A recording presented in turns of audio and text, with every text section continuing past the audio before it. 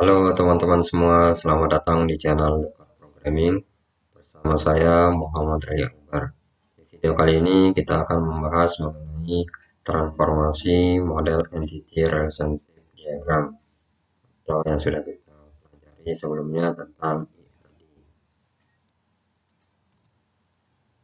Di sini tujuan instruksi umumnya adalah memahami cara transformasi model data yang dinyatakan dalam diagram IR ke dalam basis data secara fisik ya.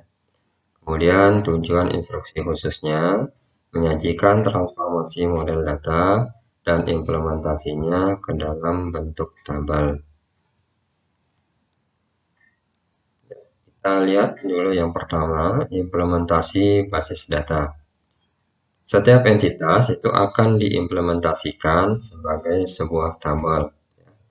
Jadi seperti sudah saya sebutkan sebelumnya, kalau entitas itu sama seperti nama tabel ya. Jadi misalnya di sini contohnya adalah mata kuliah ya. Entitas mata kuliah memiliki primary key kode MK ya, KDMK ya. Di sini ditulis. Kemudian atribut pelengkap lainnya adalah nama MK, KS dan semester ya. Kalau kita implementasikan ke dalam tabel, maka bentuknya seperti tabel di bawah ini. Jadi ya sebaiknya biar standar untuk primary key harus ditulis terlebih dahulu ya di kolom paling kiri ya dari semua tabel. Dari setiap tabel itu harus primary key ya. Jadi kode MK, kemudian nama MK, SKS, dan semester ya. Jadi bentuk tabelnya seperti ini. Jika ketemu entitas seperti gambar ini. Kemudian berikutnya tabel relasi satu-satu ya. Kemarin kita sudah pelajari kardinalitas itu ada yang berelasi satu-satu, satu ke banyak, banyak ke satu, dan banyak ke banyak. Ya, nanti kita lihat bagaimana sih bentuk tabelnya ya, agar sesuai dengan kaidah dari sistem basis data, sehingga tidak terjadi redundansi di dalamnya. Dan setidaknya kita bisa meminimalisir redundansi. Di sini kita lihat untuk tabel relasi satu-satu, relasi dengan derajat satu-satu yang menghubungkan dua buah entitas akan direpresentasikan dalam bentuk penambahan atau penyertaan atribut relasi ke tabel yang mewakili salah satu dari kedua himpunan entitas. Ya. Jadi ada penambahan atribut di sini. Maksud di sini atributnya adalah penambahan foreign key ya, supaya terjadi relasi antar dua entitas tersebut ya. Jadi seperti kita ketahui, kalau tidak adanya foreign key di dalam suatu relasi, akan sulit kita dalam menentukan apakah entitas ini berelasi atau tidak ya. Kemudian misalnya contohnya di sini ada entitas orang tua. Nah, di sini entitas orang tua ini simbolnya atau notasinya garis kotanya ada dua. Berarti termasuk weak entity ya. Jadi entitas lemah. Di mana orang tua ini bergantung dari entitas kuatnya ya, strong entity, yaitu mahasiswa. Ya. Jadi kalau tidak ada mahasiswa, berarti tidak ada data orang tua tersebut. Misalnya anaknya orang tua ini masih berusia 7 tahun. Nah, kan 7 tahun kan belum menjadi mahasiswa ya, otomatis data orang tua tersebut tidak bisa masuk ke dalam data mahasiswa yang ada di suatu universitas atau kampus, ya. Jadi sehingga orang tua ini, entitas orang tua ini bergantung dengan adanya data mahasiswa, sehingga disebut entitas lemah, ya. Kita lihat di sini untuk relasinya adalah 1:1, berarti misalkan ya, misalnya 1:1, ya kan ada kemungkinan 1 ke banyak ya, satu orang tua memiliki banyak mahasiswa, kan anaknya ada kemungkinan lebih dari 1. Contoh saja di sini misalnya relasinya adalah 1:1. Berarti kalau kita baca, satu orang tua mempunyai 1 mahasiswa dan sebaliknya satu mahasiswa mempunyai 1 orang tua, ya. Nah, seperti dijelaskan sebelumnya di video sebelumnya, kalau weak entity itu untuk primary key-nya itu sifatnya adalah opsional. Boleh ada, boleh tidak ada, ya. Nah, di sini kita lihat tabel dari orang tua, ya. Jadi untuk terjadi relasi antar mahasiswa dan orang tua harus ada foreign key, ya. Foreign key yang diambil dari salah satu primary key dari sebuah entitas, ya. Misalnya di sini mahasiswa, ya. Mahasiswa karena sifatnya strong entity, otomatis kan dia wajib memiliki primary key. Ya, kalau orang tua di sini contohnya dia tidak memiliki primary key. Kolomnya hanya nama ayah, pekerjaan ayah, nomor HP ayah, nama ibu, pekerjaan ibu, nomor HP ibu, alamat, dan keterangan. Sedangkan mahasiswa itu memiliki primary key, name, nama, atribut tambahannya, alamat asal, alamat tinggal, tanggal lahir, jenis kelamin, nomor HP, agama, golongan darah, dan foto. Karena di sini hanya memiliki satu primary key dari ya, 2 entitas ini, ya untuk foreign key-nya mau tidak mau satu primary key yang dimiliki oleh mahasiswa ini dipinjamkan ke entitas yang satunya, yaitu orang tua sebagai foreign key supaya terjadi relasi, ya. Sehingga bisa kita tulis name di sini sebagai foreign key, ya, yang dipinjam dari primary key mahasiswa. Jadi dengan adanya foreign key dan primary key akan terjadi relasi dan datanya terhubung, gitu ya. Misalnya name 001, siapa nama orang tuanya, nama ayah dan ibunya, tinggal dicek saja di tabel orang tua, name-nya 001, oh nama ayahnya bla bla bla dan nama ibunya XXX, misalnya seperti itu.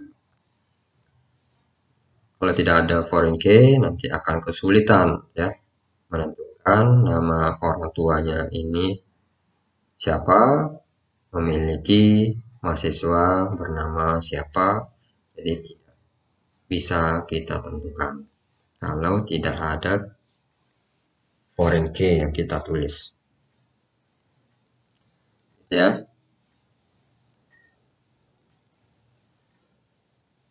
Kemudian kalau kondisinya sama-sama strong entity, ya, misalnya orang tuanya strong entity, mahasiswanya strong entity, relasinya 1:1. Nah, di sini kan sama-sama memiliki primary key. Untuk foreign key-nya boleh bebas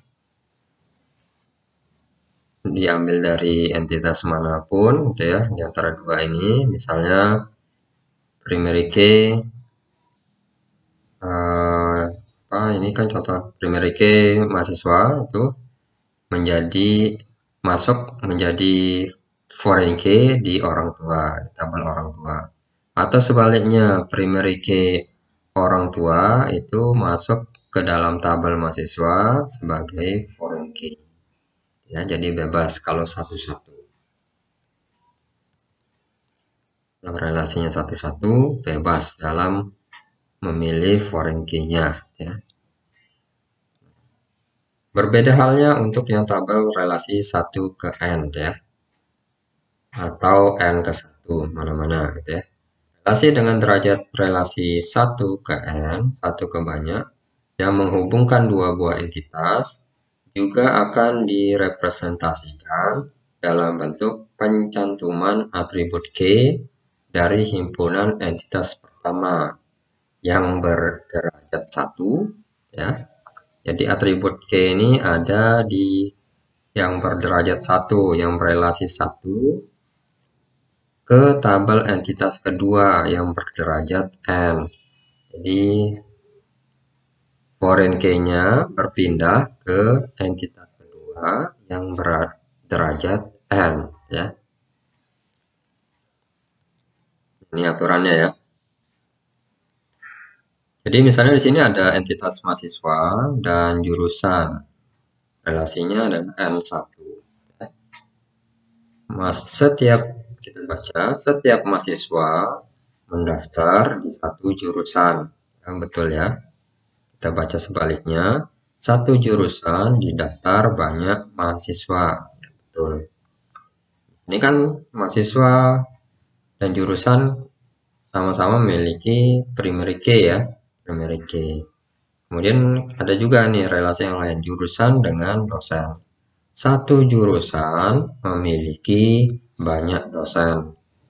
Kalau kita baca sebaliknya, setiap dosen memiliki satu jurusan, ya, dimiliki oleh satu jurusan. Betul ya? Nah, di sini kita lihat, nah yang berelasi satu itu hanya di jurusan ya, entitas jurusan. Jadi otomatis primary key yang ada di jurusan ya, misalnya primary key di jurusannya adalah ID jurusan ya, itu akan menjadi foreign key di tabel yang berelasi yang memiliki relasi n atau banyak ya. Jadi yang n ini akan menampung foreign key dari yang entitas dengan relasi 1 ya. Ya. Primary key dari jurusan adalah ID jurusan, itu menjadi foreign key di tabel mahasiswa. Nah, ini kita lihat tabel mahasiswa ada ditambahkan kolom ID jurusan. Untuk kolom lainnya, NIM, nama, alamat asal, dan seterusnya itu memang merupakan kolom dari tabel mahasiswa yang asli gitu ya. Itu tabel dosen juga.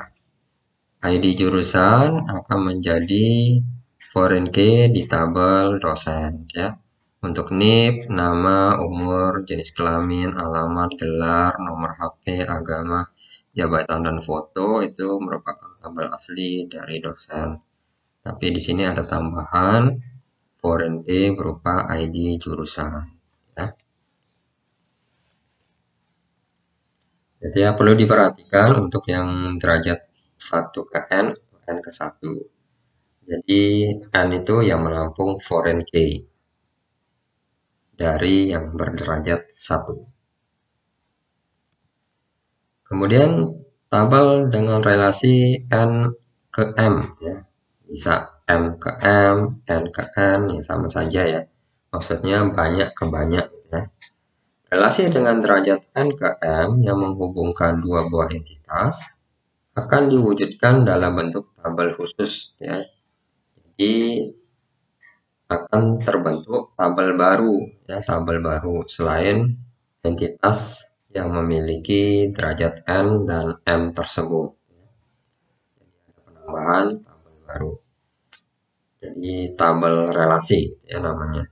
Di mana memiliki field atau kolom-kolomnya, tempat foreign key-nya. Jadi kolomnya dari tabel yang baru ini adalah foreign key ya, yang diambil dari primary key yang berderajat N dan entitas yang berderajat M, yang berasal dari primary key dari entitas yang dihubungkan ya, dengan menyertakan atribut tambahan bila ada. Kalau ada, tabel barunya cukup berisi foreign key dari dua entitas tersebut. Misalnya contohnya di sini ada entitas mahasiswa dan mata kuliah memiliki relasi namanya ambil dengan derajat kardinalitasnya N ke M, banyak ke banyak. Kalau kita baca, setiap mahasiswa mengambil banyak mata kuliah ya, betul ya, setiap mahasiswa mengambil banyak mata kuliah. Baca sebaliknya, setiap mata kuliah diambil oleh banyak mahasiswa ya. Di sini ada penambahan atribut baru ya. Ini atribut tambahan bila ada. Nah, di sini ternyata ada. Namanya adalah nilai ya. Nilai. Jadi, seperti disebutkan sebelumnya, kalau relasinya N ke M atau banyak ke banyak, dia akan membentuk tabel relasi yang baru ya. Namanya boleh sembarang, terserah kalian. Misalnya di sini tabel mahasiswa MK atau tabel nilai, ya silakan. Di dalam tabel baru ini berisi foreign key yang merupakan primary key dari entitas yang berhubungan dengannya ya. Jadi name itu merupakan primary key dari mahasiswa, kode mata kuliah merupakan primary key dari mata kuliah. Keduanya ini menjadi foreign key ya.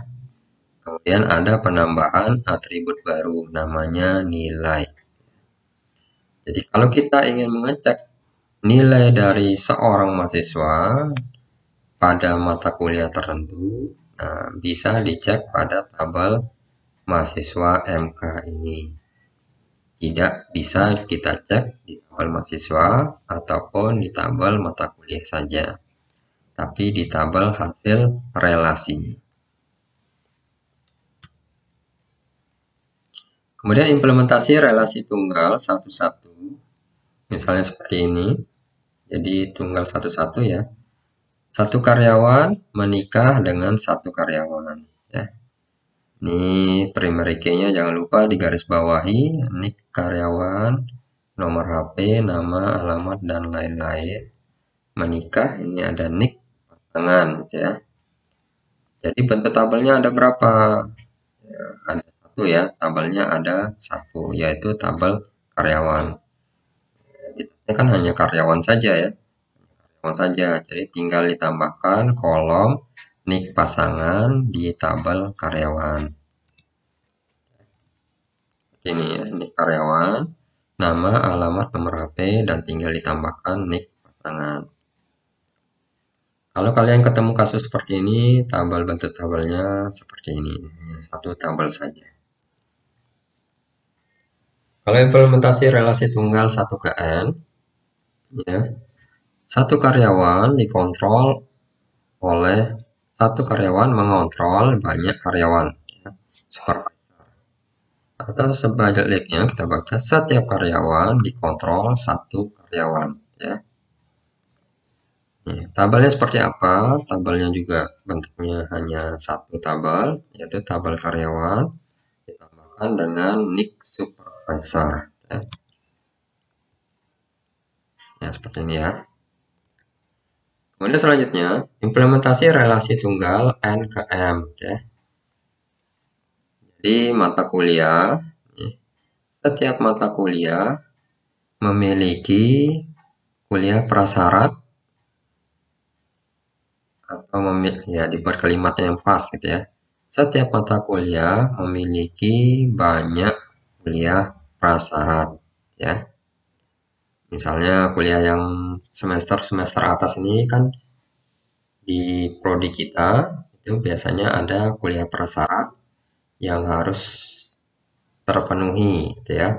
Biasanya nilai minimalnya adalah D ya, sehingga kita bisa mengikuti mata kuliah tersebut ya.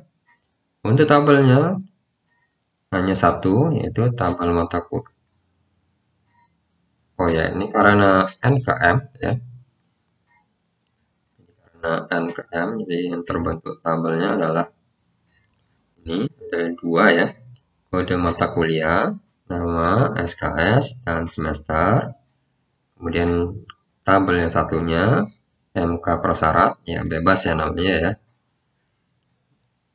berisi kode MK sebagai foreign key, nah, seperti aturan sebelumnya ya, banyak kebanyakan yang tadi, dimana akan terbentuk, kalau banyak kebanyak pasti akan terbentuk tabel baru ya, disertai dengan atribut tambahan kalau ada.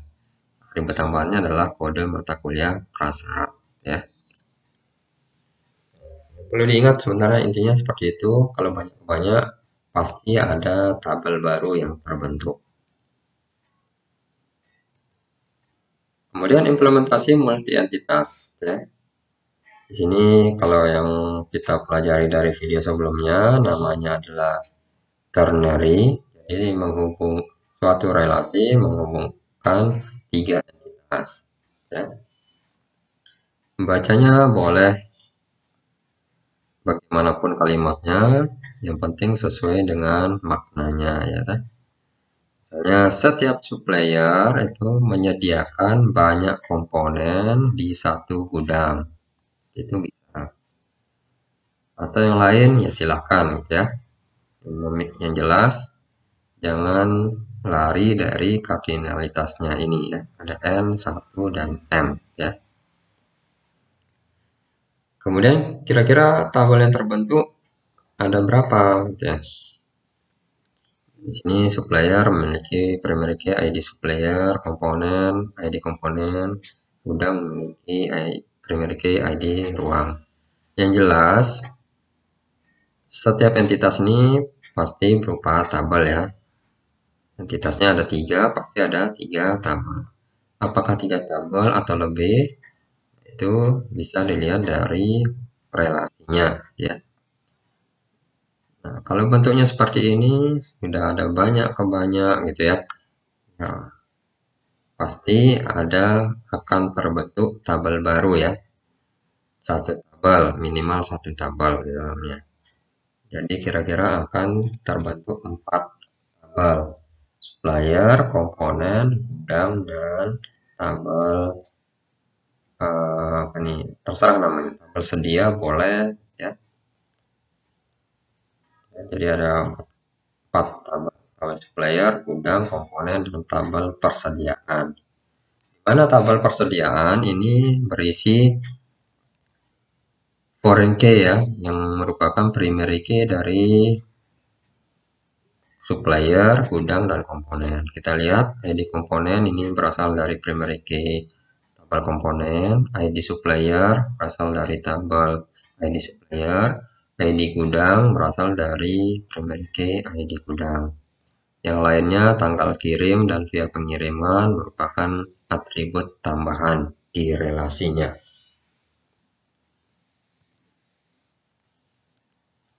Kemudian contoh lain multi entitas. Ini ada pasien, ya setiap pasien diresepkan banyak obat oleh banyak dokter. Ya. Gitu, ini banyak semua banyak ke banyak sama seperti sebelumnya. Yang jelas entitasnya ada 3 ya, pasien, obat, dokter nih, ya, tabel sendiri-sendiri dan terbentuk satu tabel baru, tabel resep ya. Dimana tabel resep ini akan berisi foreign key diambil dari primary key masing-masing entitas. Ada ID pasien, ID obat, dan ID dokter. Jadi ada 4 tabel. Tabel resep foreign key-nya ada 3 ya, karena berelasi dengan 3 tabel. Kemudian implementasi relasi ganda. Tidak menutup kemungkinan nanti kalau kalian membuat suatu IRG dari dua entitas itu memiliki nama relasi yang berbeda ya. Karena di sini nama relasinya bisa mengajar dan menguasai ya. Jadi jangan dianggap satu ya, mengajar dan menguasai. Ini kalau kita lihat relasi mengajar, kardinalitasnya adalah 1 ke N ya. Jadi satu dosen mengajar banyak mata kuliah. Setiap mata kuliah diajar satu dosen. Kita lihat dulu yang di awal, seperti di awal teorinya, kalau relasinya 1N, berarti foreign key-nya itu ada di N ya. Yang diambil dari primary key yang berrelasi 1. Yang berrelasi 1 itu apa? Dosen ya. Berarti NIP ini akan menjadi foreign key di mata kuliah ya. Kita lihat tabel mata kuliah. Tabel mata kuliah ini ada kolom NIP-nya ya. NIP di sini sebagai foreign key. Kemudian selanjutnya di sini dosen dan mahasiswa yang untuk relasi menguasai. Setiap dosen menguasai banyak mata kuliah ya. Setiap mata kuliah dikuasai banyak dosen. Jadi karena hubungannya banyak ke banyak, berarti nanti ada tabel baru dari relasinya. Relasi menguasai ya. Setidaknya ada foreign key-nya dari dosen dan mata kuliah. Berarti NIP dan kode MK. Kita lihat tabel menguasai itu harus ada NIP dan kode MK. Tabel menguasai harus ada NIP dan kode MK ya. Jadi bentuk tabelnya seperti ini, ada 3 ya. Kemudian implementasi himpunan entitas lemah ya. Weak entity. Di sini 1 ke N juga ya. Satu pegawai mempunyai banyak tanggungan. Setiap tanggungan dipunyai 1 pegawai gitu ya. Sama halnya juga satu pegawai memiliki banyak skill. Setiap skill dimiliki oleh 1 pegawai ya. Untuk tabelnya gimana ya, seperti aturan sebelumnya. Kalau weak entity kan kalau ada primary key-nya boleh, kalau tidak ada tidak masalah ya. Untuk primary key dari weak entity opsional saja. Karena hubungannya 1 ke N dari keduanya ini, jelas ada tabel pegawai, ada tabel tanggungan, dan tabel skill. Dan yang penting di mana kita menulis foreign key-nya ya. Foreign key-nya kita tulis di tabel tanggungan dan tabel skill ya. Misalnya pegawai ini primary key-nya adalah NIP, berarti NIP itu ada juga di tanggungan, tabel tanggungan, dan NIP itu ada juga di tabel skill ya. Ya, tabel skill, tabel tanggungan ya. Ada NIP ya. Kalau yang skill memiliki karena ya weak entity kan primary key-nya boleh ada boleh enggak. Tapi di sini contohnya ada ya primary key. Untuk skill itu ada ID skill. Kalau yang tanggungan dia tidak memiliki primary key, hanya foreign key saja yang berasal dari pegawai. Jadi terbentuk 3 tabel ya, cuma di sini tidak digambarkan tabel pegawai. Yang jelas ada 3 pegawai di dalamnya. Ada 3 tabel ya, tiap tabel di dalamnya. Kemudian kalau kita lihat, nah seperti yang kemarin itu ada istilah generalisasi dan spesialisasi ya.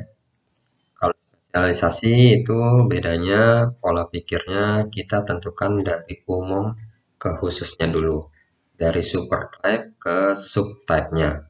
Ya, di sini contohnya adalah umumnya itu dosen. Kita pikirkan dulu, oh entitas dosen, baru kita pikirkan relasinya. Oh, maaf, korelasinya. Tapi kita pikirkan khususnya apa? Ternyata ada dosen tetap dan dosen tidak tetap. Ini kode untuk spesialisasi ya, atau generalisasi. Pakai is a.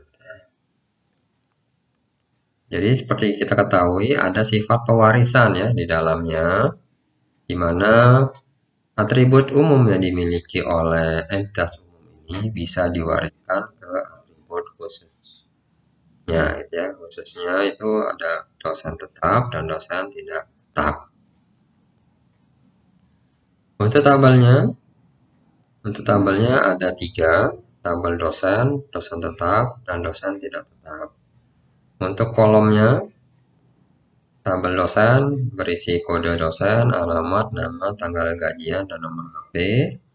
Untuk dosen tetap itu berisi 5 kolom, nik, jabatan, tanggal masuk, gaji bulanan, ditambah 1 kolom, foreign key yang berasal dari primary key kode dosen. Ya. Sama halnya juga untuk dosen tidak tetap itu ada 4 atribut, ada 4 kolom di dalamnya, nama kantor, gaji harian, alamat kantor, dan ditambahkan foreign key dari dosen yaitu kode dosen. Ini ya, tabel dosen. Jadi tidak perlu kita tulis lagi atribut umum yang ada di tabel dosen, itu kita masukkan ke dosen tetap dan dosen tidak tetap. Jadi cukup seperti ini, dengan kode dosen kita bisa mengakses nama, alamat, nomor HP, tanggal gajian, dan kolom lainnya ya dari tabel dosen. Kemudian contoh lain spesialisasi ya. Jadi ini pasien, kita tentukan dulu yang umumnya pasien. Ternyata pasien itu ada pasien berobat jalan dan pasien rawat inap. Ya. Atributnya harus beda ya antara subtype 1 dan subtype 2. Kalau sama ya digabung saja. Ini karena berbeda ya harus dipisah. Yang pasien berobat jalan memiliki atribut tanggal cek kembali. Pasien rawat inap memiliki atribut tanggal keluar. Ya. Nah, ini untuk tabelnya pasien ada 3 ya tabelnya, ada tabel pasien berobat jalan, dan pasien rawat inap. Untuk yang pasien berobat jalan 2 kolom, tanggal cek kembali dan ID pasien sebagai foreign key-nya.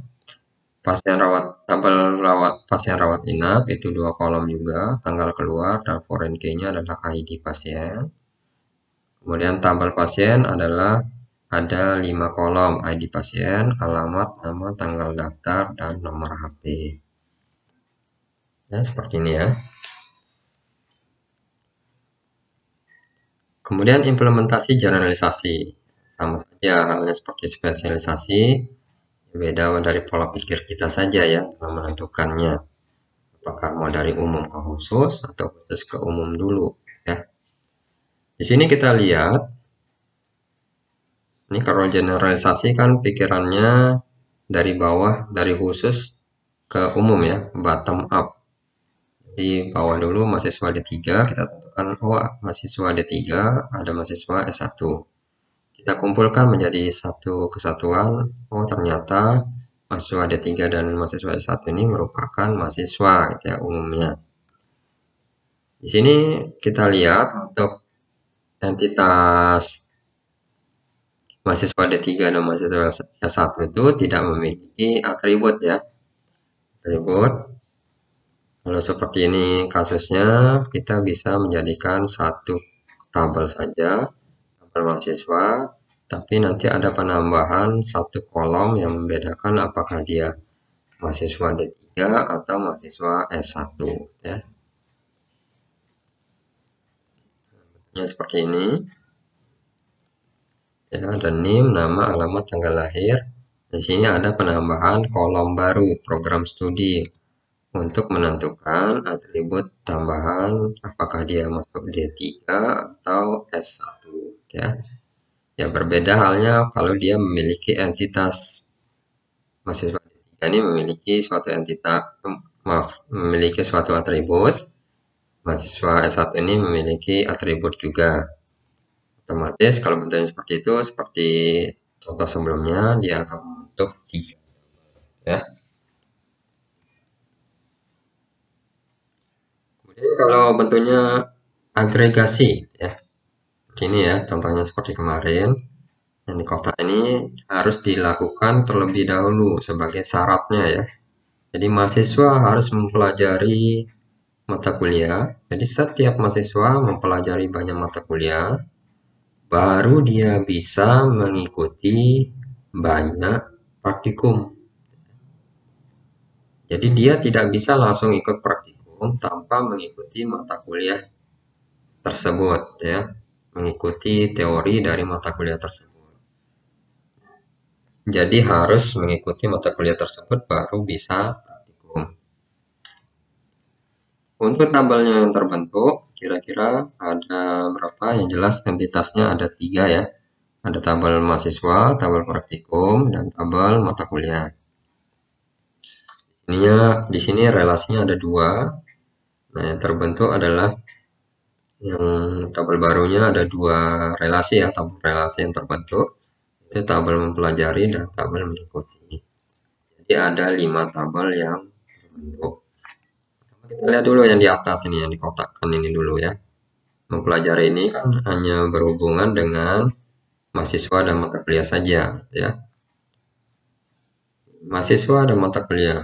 Kalau N ke M, karena banyak ke banyak, otomatis dia akan terbentuk tabel relasi baru ya. Di mana tabel relasi baru, misalnya namanya adalah mempelajari, ini memiliki foreign key NIM yang diambil dari tabel mahasiswa, foreign key kode mata kuliah yang diambil dari tabel mata kuliah ya. Kita lihat tabel mempelajari ada NIM dan kode mata kuliah, ditambah atribut tambahannya indeks nilai ya. Setelah itu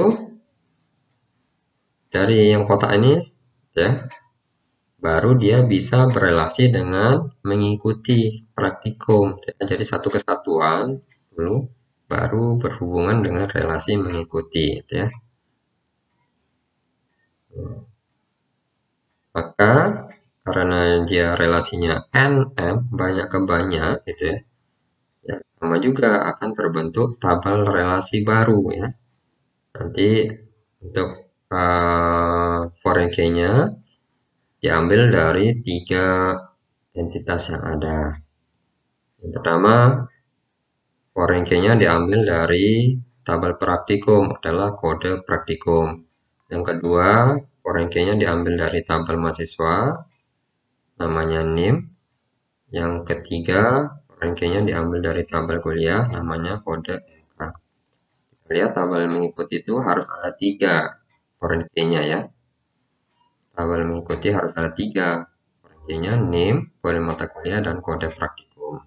Nilai ini sebagai atribut tambahan saja. Kalau kasusnya seperti ini, maka tabelnya ada 5 ya. Contohnya ini hanya digambarkan 3 saja, tapi yang jelas ada 5 ya. Tidak digambarkan itu tabel mahasiswa dan mata kuliah ya. Oke, materinya sampai di sini. Sampai ketemu di video selanjutnya. Hey there. Subscribe to my channel. And also press this bell icon.